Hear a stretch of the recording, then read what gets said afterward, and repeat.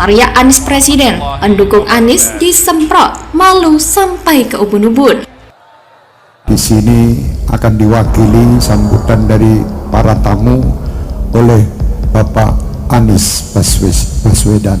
Waktu dan tempat dipersilakan. Mewakili tamu-tamu.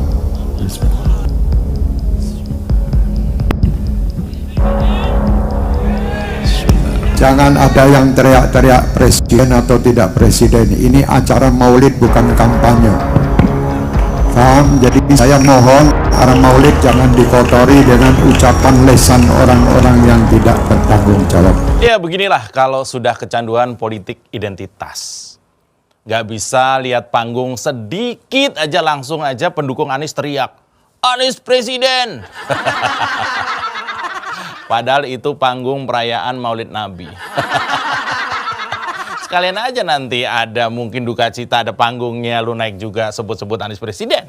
Khotbah jadikan kampanye, mana mau menang? Karena Allah menduhaka, Allah mengkutuk kampanye di dalam masjid.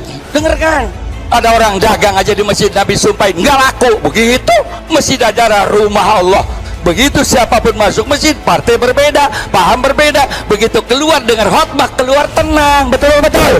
Lah kampanye di khotbah, lu otak lu taruh di mana? Sudah bersiap akan memberikan sambutan, mungkin dengan sedikit senggol tipis persoalan copras-capres ya, tapi langsung kena sliding.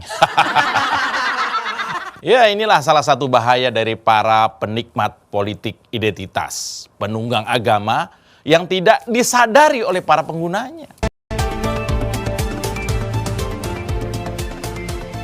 Baru-baru ini ada video yang sedang viral di media sosial. Tidak tahu persis kapan video itu diambil, kemungkinan besar belum lama ini karena ada teriakan Anies Presiden. Itu terjadi di acara maulid yang dibawa oleh Habib Syekh.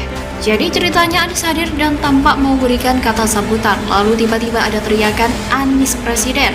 Langsung saja Habib Syekh memberi teguran dengan kata-kata dan nada yang lembut, tapi menusuk. Jangan ada yang teriak-teriak presiden atau tidak presiden. Ini acara maulid, bukan kampanye, paham? Jadi acara maulid jangan dikotori dengan ucapan lisan orang yang tidak bertanggung jawab, katanya. Malunya sampai ke ubun-ubun. Untungnya saja tutur katanya lembut, kalau yang berbicara dengan nada tegas pasti bakal bikin malu. Memang ini sangat memalukan sih, pendukung model begini selalu ada dan cenderung bersatu di kubu Anies. Tidak punya adab, tidak tahu diri, tidak tahu kapan harus berpolitik. Bahkan di acara keagamaan saja mereka bisa berpolitik. Ingat lagi soal tabloid Anies yang disebarkan di salah satu masjid di Kota Malang. Sudah tahu ini acara keagamaan tapi dikotori oleh teriakan-teriakan berbau politik. Jadi curiga tipe pendukung Anies itu apakah orang-orang yang tidak tahu malu atau tidak tahu adab. Agama dicampur adukkan dengan politik demi memuja Anies. Batas moral dan etika tidak digubris. Apalagi Anies pasti salah tingkah dan terdiam. Mungkin selama ini bebas diteriaki presiden oleh pendukungnya. Kali ini tidak menyangka bakal ditegur oleh Habib Syekh. Pencitraan gagal total. Mungkin enak mendengar teriakan presiden.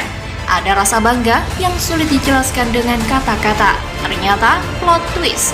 Teriakan itu disela dan dibalas dengan sentilan menohok. Ini acara maulid bukan acara kampanye. Harusnya gerakan melawan teriakan ini harus digaungkan ke semua rumah ibadah dan acara keagamaan.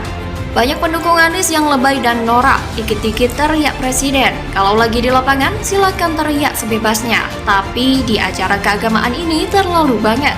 Bila perlu siapapun yang bikin sensasi politik diusir saja dari acara tersebut, biar ada efek jera.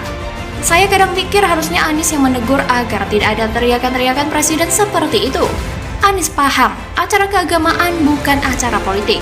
Tapi, ya kita tahulah, Anies itu kadang menikmati. Lihat saja di Pilkada DKI, dia cenderung diam ketika marak politisasi agama dan politik identitas. Bahkan banyak spanduk yang membuli jenazah dengan ancaman mengerikan.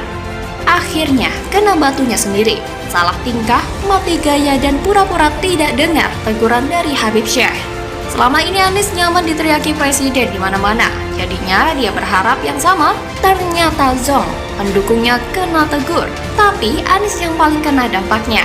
Anies yang paling dibully dalam hal ini. Padahal kalau Anies tegur, dia bisa dapat kredit dan pendukungnya pasti akan share ini untuk keperluan promosi politik. Anies bisa dipoles menjadi tokoh penolak politisasi agama. Gini kan keren.